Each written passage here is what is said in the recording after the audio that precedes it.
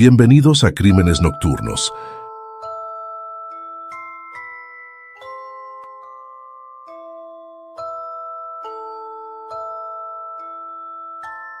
Dime, detective, y respóndeme con total sinceridad. ¿Qué posibilidades reales crees que existen de que alguien logre salir de Broadmoor una vez que ha cruzado sus puertas? Esa pregunta, formulada con una calma escalofriante, quedó suspendida en el aire denso de la sala de interrogatorios, incomodando visiblemente al detective Albert Webb. Él no era un novato. Sabía perfectamente que Broadmoor no era una prisión cualquiera. Era un hospital psiquiátrico de máxima seguridad, una fortaleza diseñada para contener a las mentes criminales más peligrosas, perversas y rotas de toda Inglaterra. Sin embargo, Webb, haciendo gala de su entrenamiento, se negó a responder. Mantuvo la mirada fija, sin ceder terreno. El hombre sentado frente a él, impecablemente vestido y con una sonrisa que helaba la sangre, continuó hablando. Con una arrogancia casi teatral, aseguró que cualquier cosa que confesara a partir de ese momento sería considerada una locura tan absoluta, una fantasía tan descabellada y grotesca, que nadie en su sano juicio, ni el juez, ni el jurado, ni la prensa, podría creerla. El detective Albert tenía sobre su escritorio una pila de expedientes con desapariciones sin resolver que le quitaban el sueño. Pero en ese preciso instante, su mayor desafío no era la falta de pruebas, sino lidiar con el ego monumental de su único sospechoso potencial. Aquel sujeto no estaba actuando como un hombre acorralado, estaba disfrutando del proceso. No escatimó en jugar sus cartas en este enfermizo juego del gato y el ratón, llegando incluso a desafiar al detective con una afirmación técnica. Aseguró que la policía nunca podría probar un asesinato si no existía un cuerpo físico que examinar.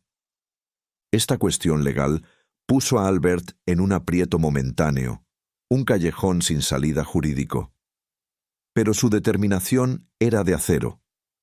Estaba dispuesto a demoler, ladrillo a ladrillo, la arrogancia de aquel hombre que se atrevía a burlarse de la justicia y de la capacidad de la Policía Metropolitana de Londres.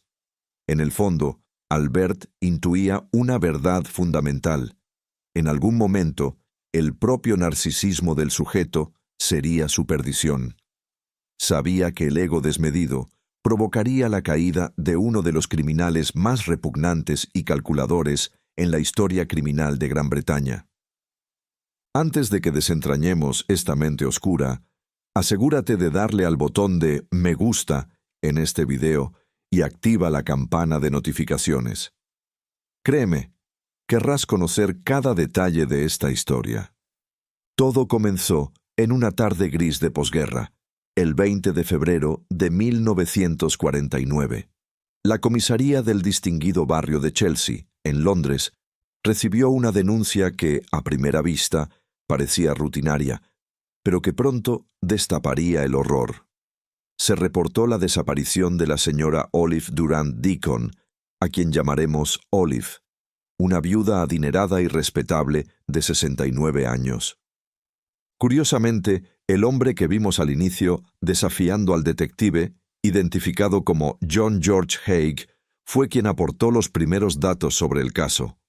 Con una fachada de preocupación y buenos modales, declaró ante los oficiales que había quedado con la señora Olive frente a los almacenes Army y Navy, Ejército y Marina, al sur de Kensington.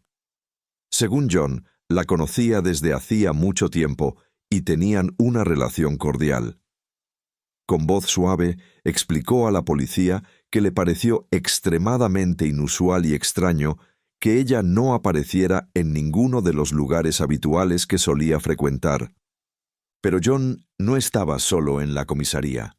Junto a él se encontraba Constance Lane, una amiga íntima de la desaparecida. La preocupación de Constance era palpable y genuina, contrastando con la calma de John. La mujer relató a los oficiales que, Alarmada por la ausencia de su amiga, había interrogado al personal del hotel Onslow Court, el elegante establecimiento residencial donde vivía Olive. La respuesta de la camarera del hotel había sido definitiva y alarmante. La señora Durand Deacon no había sido vista desde la noche anterior, y su habitación estaba intacta. Tras escuchar estos relatos y ante la evidente angustia de Constance, las autoridades activaron el protocolo de búsqueda. Comenzaron a difundir fotografías y descripciones físicas de la distinguida viuda por todos los barrios de Londres. Sin embargo, el destino quiso que el caso tomara un giro inesperado. Cuando el sargento Lambourne, un oficial con buen instinto, fue enviado al hotel Onslow Court para realizar preguntas de rutina, terminó descubriendo algo que le llamó más la atención que la propia desaparición.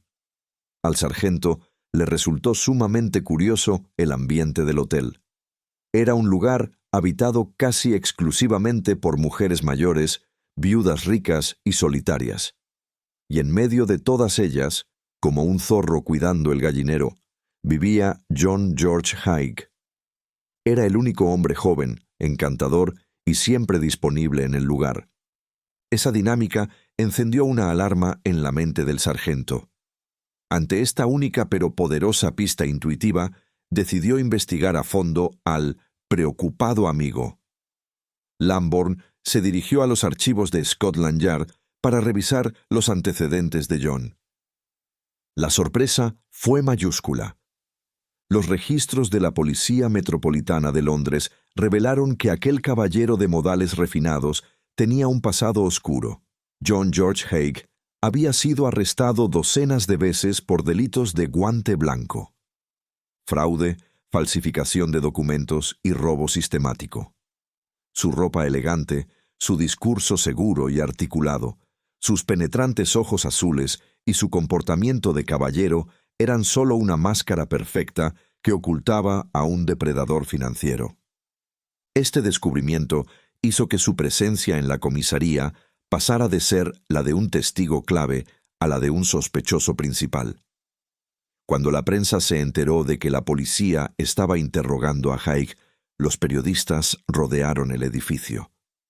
Al encontrarse con la escena llena de cámaras y flashes, John no se escondió ni se mostró nervioso. Al contrario, mantuvo una compostura glacial, casi disfrutando de la atención, convencido de que su inteligencia era superior a la de todos los presentes. De vuelta en la sala de interrogatorios, la compostura de John comenzó a mostrar grietas, aunque intentó cubrirlas con mentiras elaboradas. Con total seguridad, afirmó ser el director de una próspera compañía de ingeniería llamada Harstlea Products, ubicada en la localidad de Crowley. Describió el lugar como un centro de operaciones sofisticado. Sin embargo, cuando la policía llegó a la dirección indicada, la realidad fue decepcionante y sospechosa. No había ninguna fábrica moderna. Los agentes se encontraron frente a un edificio de ladrillo de 2 plantas, descuidado y rodeado de maleza, protegido por una valla alta. Al ser cuestionado sobre el estado del lugar, John se limitó a decir que se trataba de un taller experimental para proyectos secretos. La investigación del sitio quedó a cargo del detective Pat Heslin. Al forzar la entrada, el aire viciado del interior les golpeó el rostro. El detective dirigió un registro minucioso, casi quirúrgico. Lo que encontraron no tenía nada que ver con la ingeniería convencional. Sobre las mesas de trabajo había herramientas dispersas, cables eléctricos y extrañas hojas de papel celofán rojo. Pero lo que heló la sangre de los oficiales fueron 3 enormes garrafas de vidrio de uso industrial, conocidas como bombonas. 2 estaban vacías, pero una contenía una pequeña cantidad de un líquido viscoso y corrosivo. Los análisis posteriores confirmarían lo que Heslin temía. Era ácido sulfúrico concentrado al 95%. El inventario del horror continuó. Encontraron guantes de hule grueso, diseñados para manipular químicos peligrosos, y una máscara antigás del ejército. ¿Para qué necesitaba un ingeniero una máscara antigás en un taller mecánico? La respuesta estaba en una sombrerera. Al abrirla, no encontraron un sombrero, sino un revólver Enfield calibre 38 y una caja de munición. El olor a pólvora sugería que el arma había sido disparada muy recientemente. Entre el desorden, la policía halló carpetas con documentos inquietantes. Papeles a nombre de un tal Archibald Henderson y otras 3 carpetas relacionadas con una familia de apellido McSwan. John George Haig no solo guardaba herramientas, guardaba trofeos de sus engaños. Mientras la policía científica analizaba el taller, el caso dio un vuelco gracias a la prensa. Un joyero de la ciudad de Horsham, al ver la fotografía de John en los periódicos matutinos, contactó a los periodistas de investigación. «Ese hombre estuvo aquí», aseguró el joyero. «Me vendió varias piezas de joyería de alta calidad. Se hizo llamar señor McLean, pero es él. Nunca olvidaría esa mirada». La policía confirmó que las joyas pertenecían a la desaparecida Olive. Otras casas de empeño también reportaron transacciones con John, quien, en un alarde de descuido o arrogancia suprema, en ocasiones había utilizado su nombre real. La red se estaba cerrando. Con las pruebas acumulándose, el detective Albert Webb se preparó para el asalto final. Decidió jugar con la mente del sospechoso. Dejó a John esperando en la sala de interrogatorios durante más de 3 horas. Webb quería que la ansiedad lo consumiera. Pero John era diferente. Durante esas 3 horas no mostró miedo. Fumó tranquilamente, leyó el periódico de principio a fin e incluso se echó una siesta en la silla. Finalmente, Webb entró. Durante la entrevista, acorralado por las pruebas de la joyería, John confesó haber robado a la señora Olive, pero negó rotundamente haberle hecho daño. «Soy un ladrón, detective, no un asesino», insistió. Pero Webb tenía un as bajo la manga. Sacó un recibo de tintorería encontrado en sus cosas. John había llevado a limpiar el abrigo de piel de cordero persa de Olive después de su desaparición. Al ver que no tenía salida, la máscara de John cayó. Miró fijamente a Albert Webb y con una sonrisa que desafiaba toda lógica, soltó la bomba. «La señora Olive Durand Deacon ya no existe. La he destruido con ácido». Y añadió en un tono burlón y triunfante: «Pueden ir a buscarla si quieren. La encontrarán convertida en lodo en la carretera Leopold». John volvió a repetir su mantra: «Sin cuerpo no hay delito». Estaba convencido de que ni Scotland Yard ni el detective Webb podrían tocarle. ¿Por qué estaba tan seguro? Durante sus estancias anteriores en prisión, John se había obsesionado con un término legal en latín: corpus delicti. Él, en su ignorancia, creía que esto significaba literalmente que debía haber un cadáver físico para probar un asesinato. Había realizado experimentos crueles con ratones de campo en su celda, disolviéndolos en ácido para verlos desaparecer. Para su mente retorcida, la fórmula era simple: sin cuerpo igual a sin crimen igual a libertad. La policía le pidió que escribiera su declaración. John tardó 1 hora y media en redactar un documento que se leería como una novela de terror. Confesó que, mientras Olive examinaba unos papeles en el taller, le disparó en la nuca. Luego, hizo una afirmación que llevaría a la prensa a apodarlo el vampiro de Londres. John escribió que tenía una necesidad compulsiva, un deseo oscuro que le obligaba a beber la sangre de sus víctimas. Relató cómo usó una navaja para hacer una incisión y, bueno, dejó que su oscura fantasía tomara el control. Nota: muchos expertos creen que esto fue una invención para fingir locura. Luego, describió con frialdad industrial cómo introdujo el cuerpo en un tambor de 170 litros, 45 galones, y lo llenó de ácido, dejándolo disolverse hasta convertirse en lodo. Y no se detuvo ahí. Aseguró haber matado al menos a otras 5 personas usando el mismo método, convencido de que nunca lo atraparían. John describió sueños recurrentes y fantasías sangrientas, intentando pintar la imagen de un hombre perturbado, una víctima de sus propios impulsos.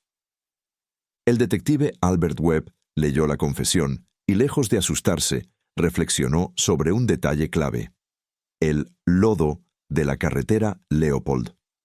Si John había vertido los restos allí, la ciencia podría encontrar algo que el ojo humano no veía. Pero, ¿cómo se crea un monstruo así? Para entenderlo, debemos viajar a 1909, a Yorkshire, Inglaterra. John George Haig nació en el seno de una familia marcada por el fanatismo.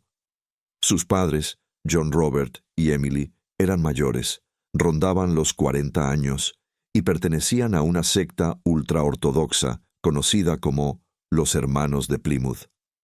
La vida de la familia cambió drásticamente cuando el padre de John fue despedido de su trabajo como electricista sin previo aviso, sumiendo a la familia en la pobreza y la vergüenza.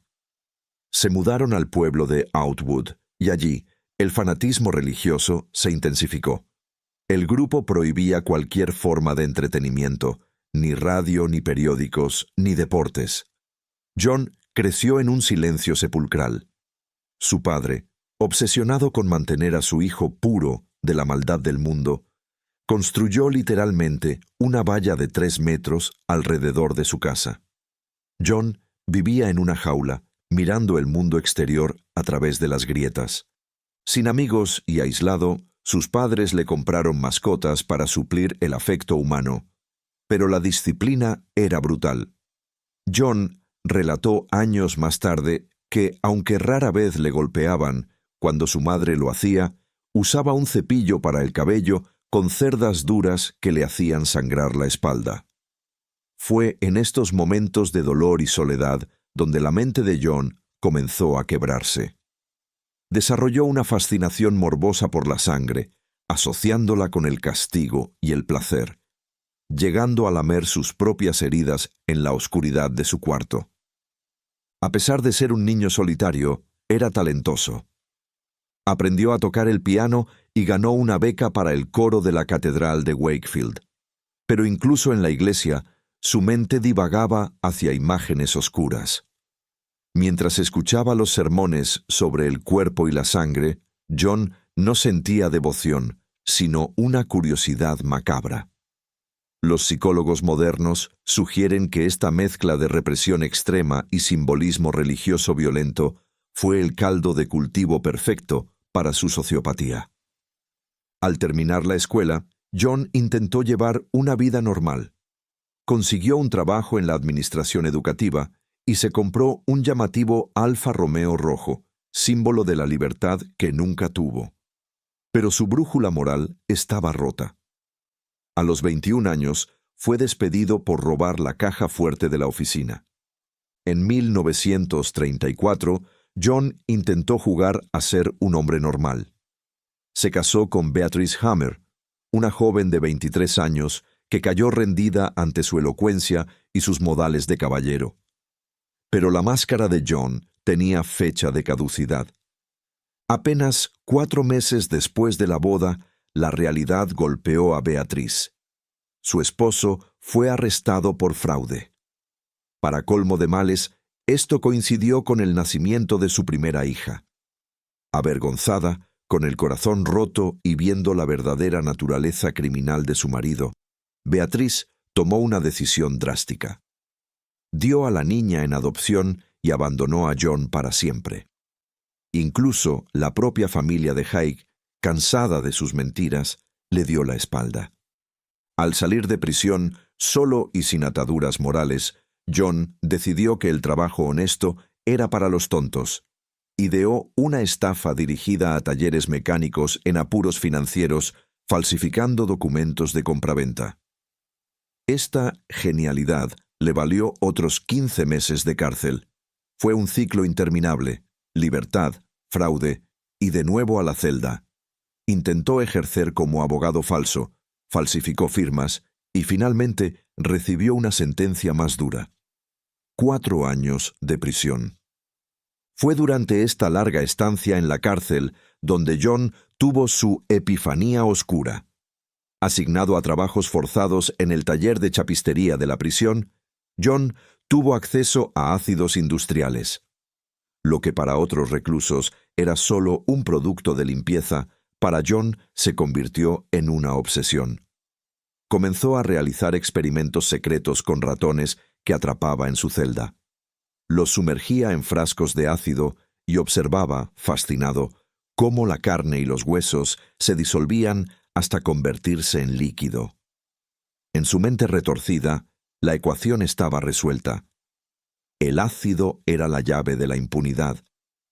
Al salir en libertad, el mundo estaba en guerra, pero John tenía su propia guerra interna. En 1944 sufrió un accidente automovilístico grave. El golpe en la cabeza pareció soltar algún tornillo que aún quedaba sujeto. Empezó a relatar sueños vívidos y terroríficos, un bosque de crucifijos que se convertían en árboles sangrantes. Según él, estos sueños despertaban una sed incontrolable. Fue entonces cuando se reencontró con un viejo conocido, William McSwan. William era todo lo que John no era: respetable y con propiedades. A través de él, John conoció a sus padres, Donald y Amy. John, siempre manipulador, consiguió que los McSwan lo contrataran para cobrar alquileres, pero él quería más. Alquiló un sótano en la calle Gloucester y comenzó a acumular su arma secreta: galones y galones de ácido sulfúrico. El 6 de septiembre de 1944, William McSwan desapareció de la faz de la tierra. John lo atrajo al sótano, lo golpeó brutalmente en la cabeza y, según sus propias declaraciones posteriores, probablemente exageradas para fingir locura, bebió un poco de su sangre para saciar su sed.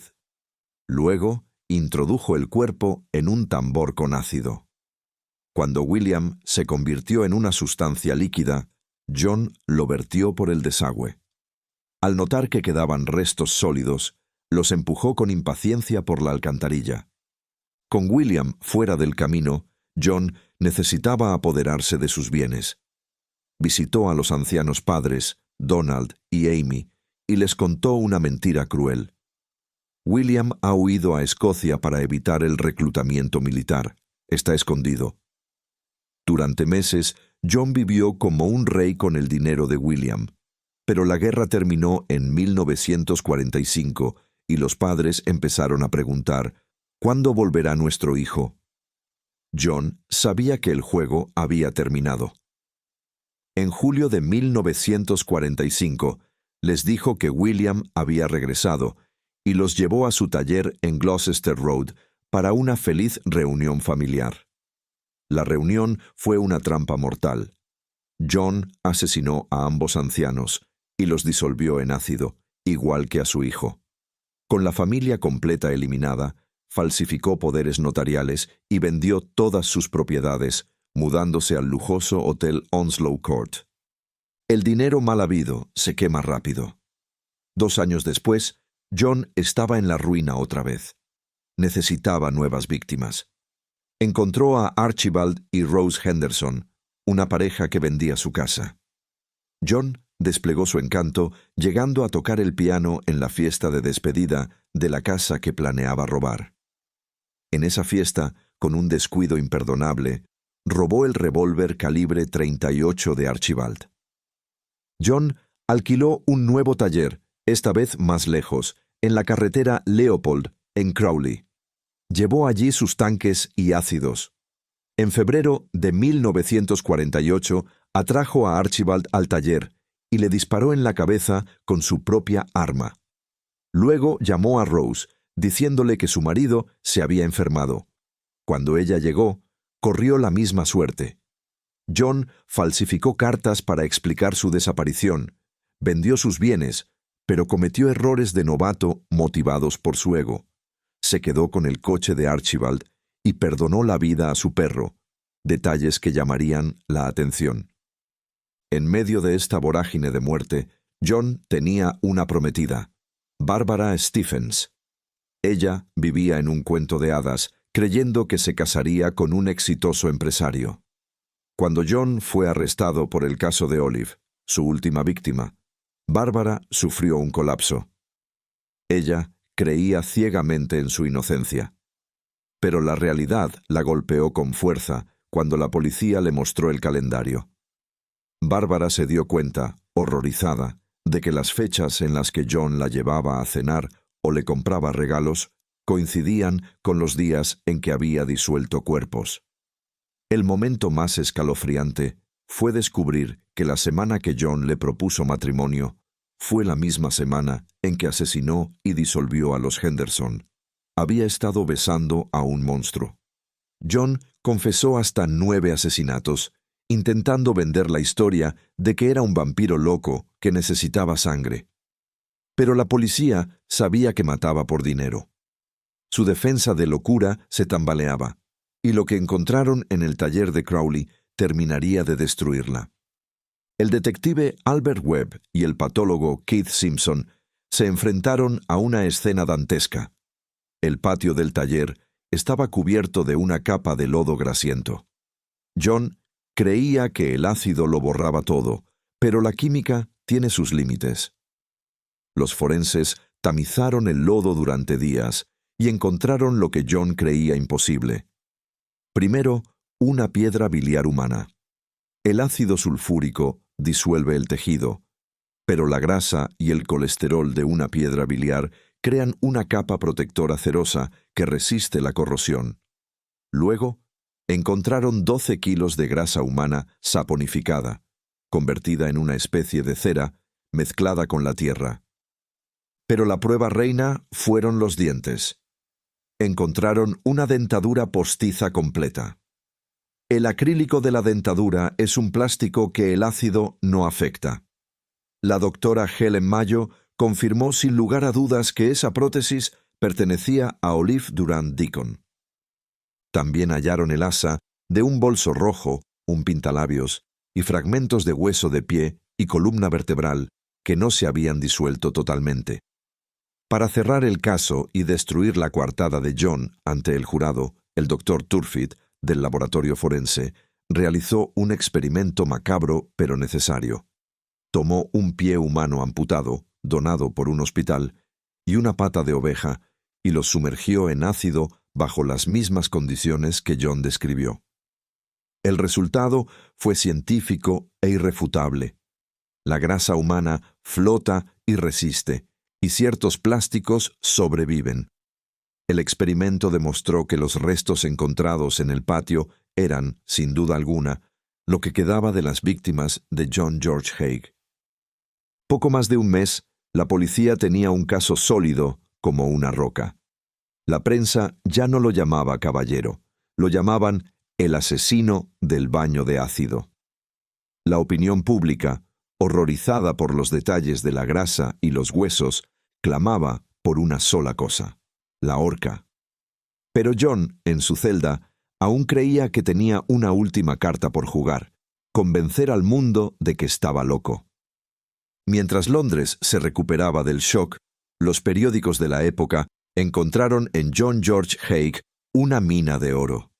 Los titulares gritaban desde los kioscos: «El vampiro del ácido, el monstruo de Crowley». La prensa lo describía como un vampiro loco, una criatura salida de una novela gótica. Y aquí es donde vemos la verdadera naturaleza de John. Lejos de avergonzarse, le encantaba esa atención. Se deleitaba leyendo sobre sí mismo. Sabía que su vida estaba en juego, pero su vanidad era más fuerte. Desde su celda decidió alimentar la leyenda. Comenzó a comportarse de manera errática y grotesca, llegando al extremo de ingerir su propia orina frente a los guardias, con la esperanza de que estos reportes llegaran a los psiquiatras. Su objetivo era claro. Quería ser declarado demente para ser enviado a Broadmoor, en lugar de enfrentar la horca. El juicio, que comenzó oficialmente el 18 de julio de 1949 en el histórico Tribunal de Sussex, atrajo a una multitud sin precedentes. Se estima que unas 4.000 personas se agolparon en los alrededores, esperando ver pasar el furgón policial. Dentro de la sala, el ambiente era tenso. Se llamaron a declarar a 33 testigos clave. La fiscalía, metódica y brutal, reconstruyó los movimientos de John minuto a minuto, demostrando que cada paso, desde la compra del ácido hasta la venta de las joyas, había sido fríamente calculado. Pero la verdadera batalla no fue sobre los hechos, sino sobre la mente del acusado.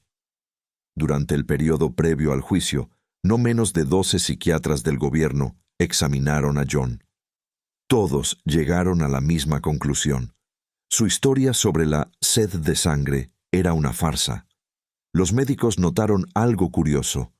En la psicología criminal, el vampirismo o la obsesión por la sangre suele estar ligado a una fuerte desviación sexual. Sin embargo, John no mostraba interés sexual alguno. Era un hombre pragmático. La conclusión unánime de los expertos fue que John estaba fingiendo estar loco. La defensa estaba desesperada. Contrataron a 4 psiquiatras privados, esperando encontrar a alguien que apoyara su teoría. Pero, uno tras otro, los 4 expertos de la defensa también concluyeron que John era culpable y estaba cuerdo. Solo les quedaba una carta: el Dr. Henry Yellowlees. Este quinto psiquiatra fue el único que se atrevió a subir al estrado y decir que John padecía una enfermedad mental, específicamente una constitución paranoide. El Dr. Yellowlees argumentó que la estricta educación religiosa de John y su aislamiento social lo habían empujado a refugiarse en un mundo de fantasía donde él se creía omnipotente, un ser por encima de las leyes humanas. Según el doctor, John vivía en una realidad paralela. Era un argumento débil para la época, pero era lo único que tenían. Sin embargo, el fiscal general destrozó este argumento en cuestión de minutos. La fiscalía reveló un dato demoledor. John había preguntado en la cárcel a otros reclusos y médicos sobre cómo se comportaban los locos en Broadmoor. Su acto de beber orina y sus historias de sueños sangrientos no eran síntomas de locura. Eran una actuación ensayada, copiada de libros de texto y de chismes carcelarios. El golpe de gracia llegó cuando el fiscal interrogó al doctor Yellowlees. «Doctor», preguntó el fiscal, «¿cuánto tiempo pasó usted realmente examinando al acusado?» La sala contuvo el aliento cuando se reveló la verdad. Todas las conclusiones del doctor se basaban en una sola entrevista de menos de 2 horas.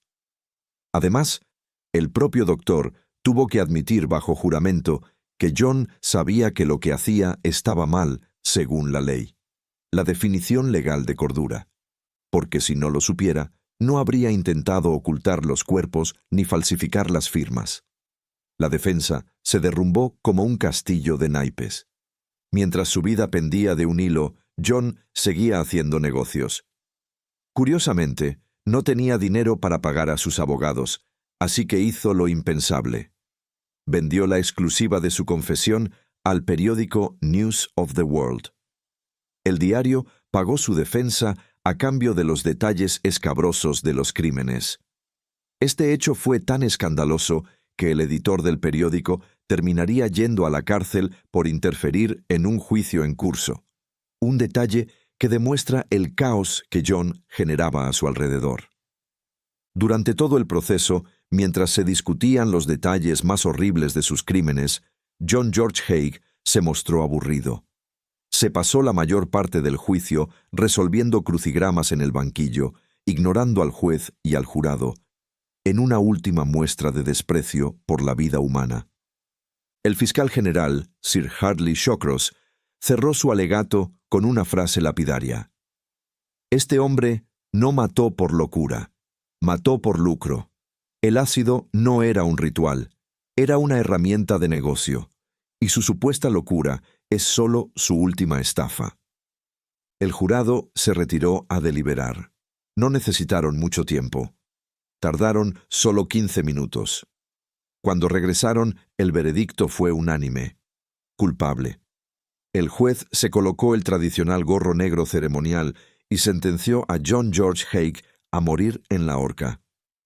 Incluso después de la sentencia, hubo un último intento. El ministro del Interior ordenó una investigación especial de última hora para verificar su estado mental, pero el resultado fue el mismo. John había estado fingiendo todo el tiempo. El final llegó el 6 de agosto de 1949 en la prisión de Wandsworth. John recibió la noticia con indiferencia. Sus padres, devastados por la vergüenza, no fueron a visitarlo para despedirse. Pero John no parecía necesitar consuelo. Dijo a los guardias que creía en la reencarnación y que volvería para terminar su misión. Su vanidad lo acompañó hasta el último segundo. Días antes de morir, donó su traje verde favorito al Museo de Cera Madame Tussauds. Estaba emocionado, casi feliz, al saber que su figura de cera se exhibiría en la famosa Cámara de los Horrores. Para él, eso era la inmortalidad. Sería famoso para siempre. Cuando el verdugo Albert Pierrepoint entró en su celda para llevarlo al patíbulo, le preguntó si tenía una última voluntad. John no pidió perdón, no rezó, simplemente pidió una copa de brandy. Se la bebió de un trago, se ajustó la ropa y caminó hacia la muerte con la cabeza alta. Fue un final digno del egoísmo y el orgullo del criminal más odiado de la historia de Inglaterra. Y así termina la oscura historia del asesino del baño de ácido. Un hombre que creyó que podía disolver sus pecados con química, pero que terminó ahogado por su propia arrogancia. Muchas gracias por haberme acompañado hasta el final de este extenso relato. La historia de John George Haigh nos recuerda que el mal a veces lleva traje y corbata, y que la justicia, aunque a veces tarda, siempre llega. Espero que este documental te haya gustado. No olvides dejar un comentario aquí abajo. ¿Crees que la pena fue justa o John realmente merecía ir a un psiquiátrico? Tu opinión es muy importante. Además, si te has quedado con ganas de más misterio, puedes seguir viendo mi lista de reproducción de casos criminales haciendo clic en el enlace que aparece en pantalla o en la descripción. Me despido por ahora. Tengan cuidado ahí fuera. Hasta la próxima y adiós.